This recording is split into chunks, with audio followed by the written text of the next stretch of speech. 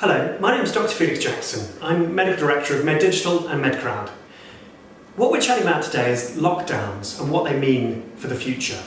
So the issue we have is that more and more places keep on being put into lockdown, particularly at the moment in the north of England. We've had Leicester, Oldham, and more places are being locked down, even unlocked and then locked down again. And what can we tell from this, and what does this mean for the winter? I think the key thing is that we don't know, because the government is making the decisions based on many factors that are not clear, and it's quite opaque to really understand the rationale behind these decisions.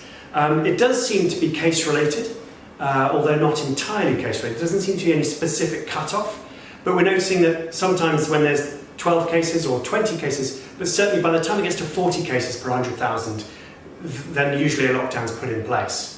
But we're also seeing lockdowns where there's a significant local outbreak. For example, in the meat factories in Leicester, and often in densely populated working places. So then there might be a lockdown there as well. So we've got a combination of a kind of population-wide level getting too high, or a local level with a specific breakout.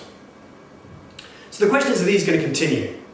And that really comes down to 2 points, I think. You've got the first point, which is that there is a kind of second wave as regards the cases. They obviously came very high and they dropped down, but they're now creeping back up.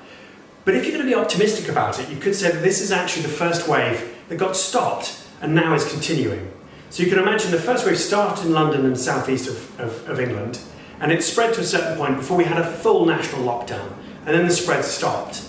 And now as we open up again, that spread continues in places which didn't see the virus before.